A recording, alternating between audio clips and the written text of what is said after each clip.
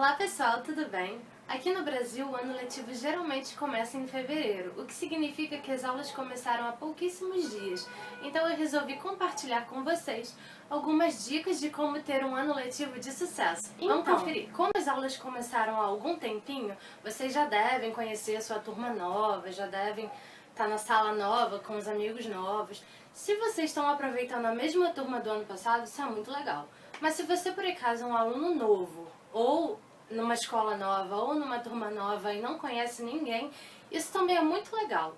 Por exemplo, quando eu fui estudar em Portugal, eu não conhecia absolutamente ninguém naquele lugar. Não somente na faculdade, como no país mesmo, né? Eu tava lá sozinha, longe da família, longe dos amigos, e agora? O que eu ia fazer? Isso foi bom porque eu estava aberta para fazer novas amizades. E se vocês me acompanham lá no blog, vocês já sabem muito bem que foi assim que eu me tornei grande amiga do Douglas, do Thiago e da Carla, que são meus amigos queridos até hoje. Então, se você tá aí na turma, não se sinta excluído, não se sinta deixado de lado, faça novos amigos. Por mais que você seja tímido, acredite, eu também sou, por mais que não pareça, mas eu sou. Chega perto, dá um bom dia, sabe? Dá aquele sorrisinho tímido, só para as pessoas verem que você não morde. Você não abre a boca porque você é tímido, mas você não morde e está lá disponível para conversar caso alguém queira. Era assim que eu fazia. Eu mudei de escola inúmeras vezes na minha vida, então eu fui a novata por diversas vezes durante a escola. E como é que eu fazia? Bom, os grupinhos geralmente já estão formados, né? E aí a gente acha que está se intrometendo, mas a gente não está se intrometendo. Por quê? Porque na sua turma vão ter pessoas da sua idade e ninguém é igual a ninguém. Mas todo mundo tem algum aspecto em comum. Então, se você está ouvindo eles conversarem sobre alguma coisa que você também gosta, interage na conversa. Senta ali próximo do grupinho. A menos que eles sejam estupidamente nojentos, eles não vão te expulsar, pelo amor de Deus. Todo mundo na escola quer fazer amizade. Aliás, a adolescência, assim, é a fase em que a gente mais quer fazer amizade. Então, mesmo com toda a sua timidez, tenta fazer amigos, porque os amigos são de importância vital. Outro aspecto, organize os seus estudos. Nas escolas onde eu estudei, as provas eram bimestrais, o que significa que eram de 2 em 2 meses. E logo nas primeiras provas, é a melhor fase para você se dedicar e tirar boas notas, porque o conteúdo é pouco, a matéria é pouca, então é muito mais fácil você estudar pouca coisa, garantir uma boa nota e lá no final, quando tiver muita matéria acumulada, você já vai estar mais folgado, em vez de estar com a corda no pescoço. Então, uma dica que eu dou é: tá um maior barulho dentro de casa, se tranca no seu quarto, dá uma lidinha, faz os deveres de casa. É legal se você tiver uma escrivaninha, você sentar na sua escrivaninha. Se você não tiver, não tem problema, senta na sua cama. Eu hoje em dia tenho uma escrivaninha onde eu faço as minhas anotações, organizo a minha monografia, mas durante muito tempo na minha vida eu não tive. E eu simplesmente sentava na minha cama com o meu fichário e fazia o dever de casa. Outra coisa muito importante é fazer os deveres de casa. Eu sei que é um saco, é uma chatice, todo professor deve imaginar que o aluno só tem aquela aula porque passa 1 quilo de tarefa de casa pra gente fazer. Eu sei, eu sou aluna e eu também sou professora, acredite, eu entendo isso. Mas tenta separar pelo menos 1 horinha do seu dia para fazer parte das tarefas de casa. Às vezes não dá tempo da gente fazer tudo, isso é normal, mas tenta fazer pelo menos uma parte. Aí no dia seguinte você vai chegar na aula e vai mostrar pro professor: olha só, eu não consegui fazer tudo, mas eu tentei. E ele vai ver que você vai estar se esforçando, que você está tentando. E por mais que seja um saco fazer dever de casa, é só quando a gente pratica que a gente vê onde a gente está errando. Mas eu já prestei atenção na aula, eu já entendi o que o professor explicou. Legal, isso é importante também. Mas você nunca vai entender plenamente se você não exercitar. Outra dica também que funciona muito bem comigo são os post-its. Quando eu estou estudando, eu sempre colo post-its ou na apostila, ou no livro, ou no meu fichário, ressaltando alguma parte muito importante da matéria. Eu gosto de colar em post-it ou de ressaltar com marca-texto, porque essas cores diferenciadas chamam a nossa atenção na hora de estudar. E isso facilita muito a memorização. Uma coisa também muito legal de fazer, que eu fazia no ensino médio, é tentar pelo menos uma vez por semana, ou de 15 em 15 dias, estudar na casa das amigas. Por exemplo, eu sempre fui muito boa em português e literatura, minha amiga Elga era excelente em matemática, eu tinha outra amiga que era muito boa em biologia, então a gente se juntava. Por quê? porque ninguém é bom em tudo. Então, um sempre pode ensinar alguma coisa pro outro. Mas é pra juntar pra estudar, hein, gente? A farra pode vir depois dos estudos. O que eu gostava de fazer com as minhas amigas era, por exemplo, juntar num sábado ou numa sexta-feira, depois da aula. Aí a gente aproveitava o pique, começava a estudar. Quando a gente já estava cansado, que as mães traziam aquele lanche abençoado, a gente parava, via um pouco de TV. Mas as primeiras horas eram sempre focadas no estudo. Tira pelo menos assim umas 4 horas para você estudar, praticar, exercitar. Ensina para suas amigas o que você sabe. Pede ajuda delas no que elas sabem e você não sabe. Troca ideia, sabe? Isso é muito importante. Porque aí na hora da prova a matéria vai estar fresquinha na sua cabeça. E é muito mais legal você estudar entre amigas, ou amigos, né? Tanto faz. Com pessoas que falem a sua língua, com pessoas que te conhecem, que conhecem as suas dificuldades e que não vão rir da sua cara porque você não sabe de tudo. Porque é humanamente impossível saber de tudo. Outra coisa também muito importante é que na época da escola, às vezes, a gente tem vergonha de perguntar para o professor. Eu sei, acredite. Eu morria de vergonha de levantar o dedo e... Desculpa aí, professor, mas eu ainda não entendi essa questão que todo mundo já entendeu. Bate aquela vergonha, dá um frio na espinha, mas é de extrema importância que você tire todas as suas dúvidas, principalmente para que elas não se acumulem e não virem uma bola de neve. Então, por exemplo, se você tem vergonha de perguntar na frente da turma, espera todo mundo sair, conversa com o professor no finzinho da aula, ele tá ali para te ajudar, acredite, ele não é teu inimigo, ele tá ali para te ajudar. Se por acaso o professor é daqueles apressadinhos que saem rápido, né? Não esperam a turma terminar de sair. Conversa com ele assim que ele entrar na sala. Olha só, professor, preciso tirar umas dúvidas contigo no final da aula. Me espera. Certamente ele vai te esperar. Porque acredite, no Brasil só é professor quem realmente ama a profissão. Então ele tá ali pra te ensinar aquela bendita matéria. Ele é teu aliado, ele não é teu inimigo. Então cola nos amigos, cola no professor, tire suas dúvidas, garante boas notas logo no começo, que aí no final do ano você não tá com a corda no pescoço, tá livre, leve, solto pra respirar e não precisa ficar de provas finais enquanto todo mundo já estiver de férias, né? Uma dica também muito importante é você focar em pequenos objetivos. Porque adolescente é assim, né? Quer atropelar tudo e pensar lá na frente. Tipo, eu sempre odiei física na minha vida.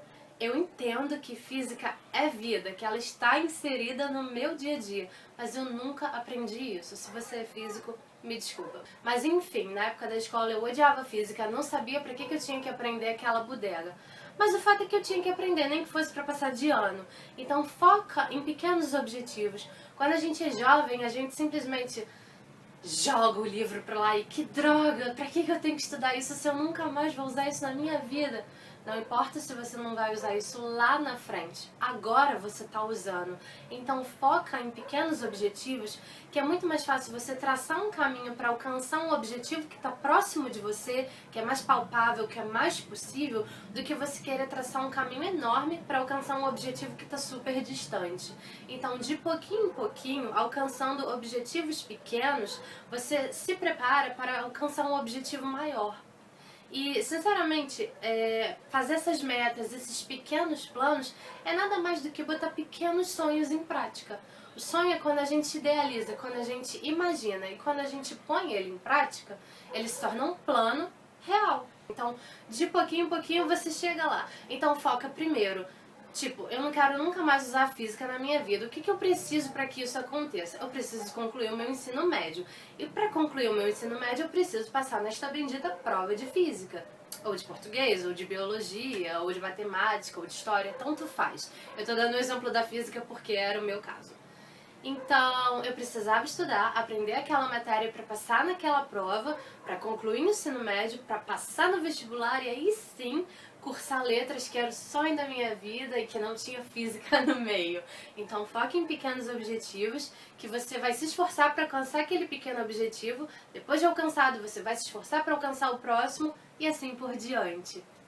Outra coisa também que acontece muito, não só na escola, mas durante toda a nossa vida, na faculdade, até no ambiente de trabalho, é o tal do maldito do bullying. Acredite, o bullying vai acontecer sempre. Mas que droga, o que eu faço? O que muda é a nossa atitude perante o bullying. Eu sofri bullying a minha vida inteira e não estou traumatizada por causa disso. Na infância eu era gorda baleia, saco de areia, minha amiga Paulinha era palito de dente, você é uma demente, porque sim, crianças são cruéis.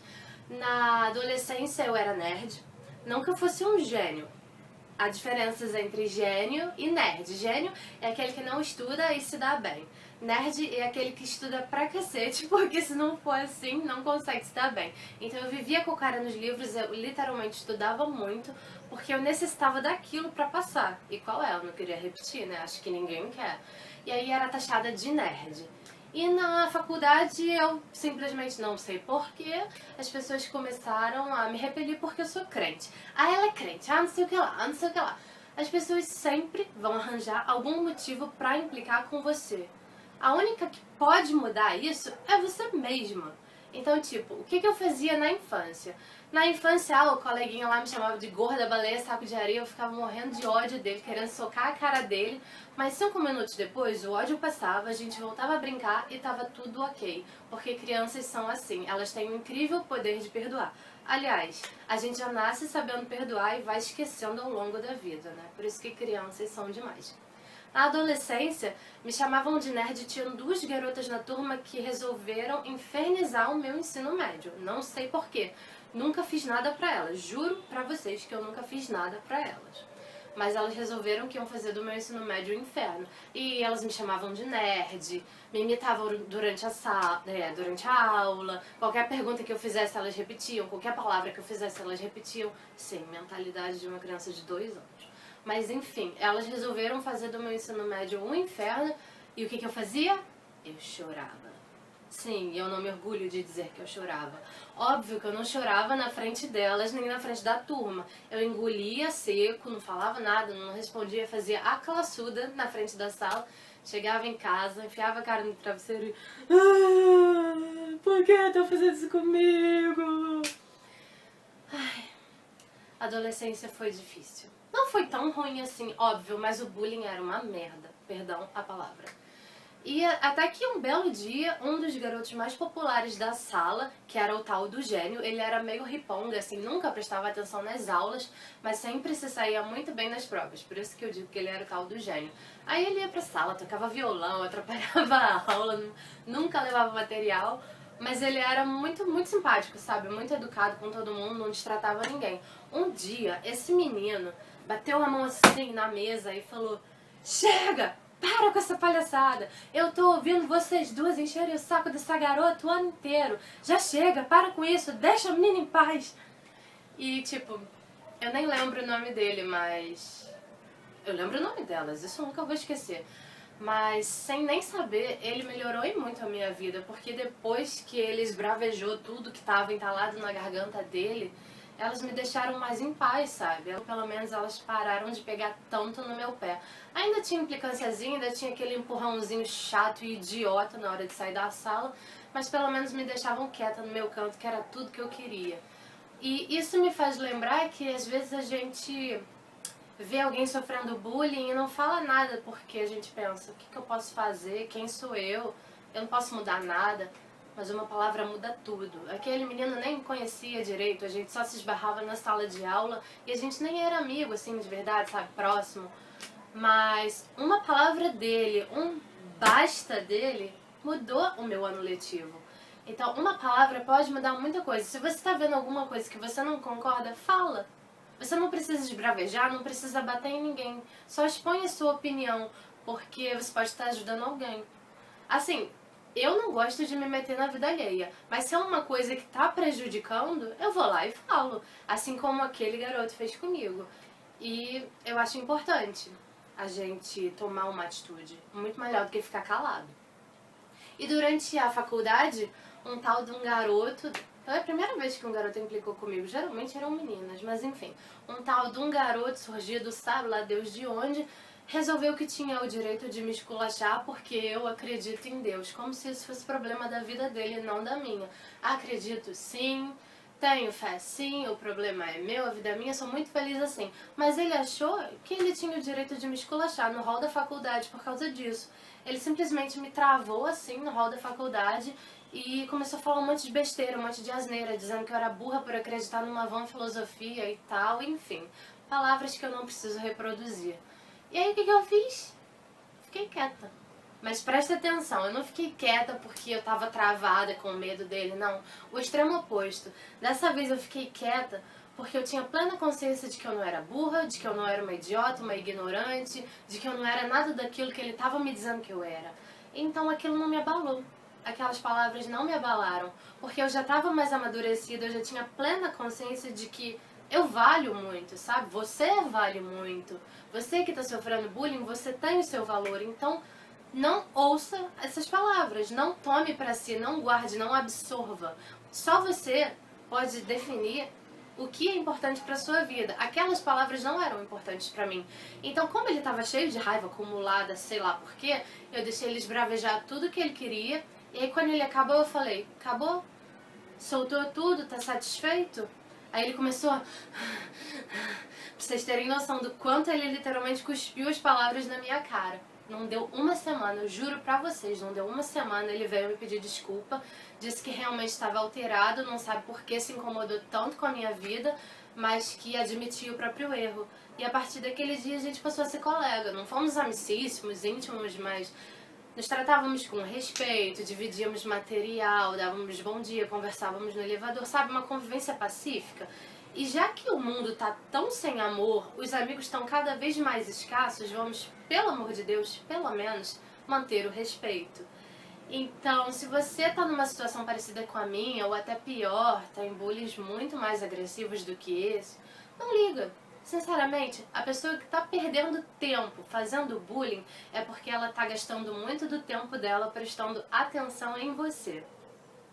Então, em vez de você se sentir inferiorizado, pensa ao contrário. Pensa que de repente você está fazendo alguma coisa certa e essa coisa certa está incomodando aquela pessoa ou deixou ela com inveja, não sei quais são os motivos, não entendo quem faz bullying, então enfim. Mas o que você está fazendo provavelmente está incomodando aquela pessoa e para ela se sentir um pouquinho melhor, ela está descontando em você. Segue em frente no teu caminho, sabe? Não abaixa a cabeça para ninguém não. Vai em frente, continua estudando. Não pensa em nenhum minuto sequer em parar de aula porque você está sofrendo na escola. Vira a moeda, inverte o jogo. Não é pra você fazer bullying com ninguém não, olha lá, cuidado com isso. É pra você se focar nos seus estudos, concentrar as suas atenções nos seus estudos, nos seus amigos. E sabe o que aconteceu com aquelas duas meninas que me maltratavam na escola? No terceiro ano eu fui aprovada, não só na escola como no vestibular, e elas reprovaram de ano. Então, concentre-se na sua vida, no seu progresso, estuda, tira as dúvidas, foca no seu futuro e esquece aquela pessoa. É o melhor que você pode fazer. Então, as minhas dicas ficam por aqui. Eu vou deixar aí algumas fotos de como eu organizo as minhas matérias, os meus post-its, a minha escrivaninha. Pode ser que sirva de dica pra você.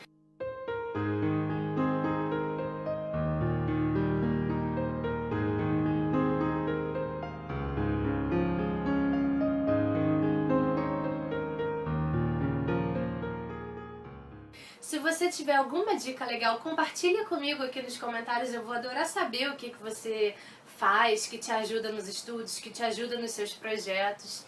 E não se esquece de se inscrever no canal, a gente se vê no próximo vídeo. Tchau!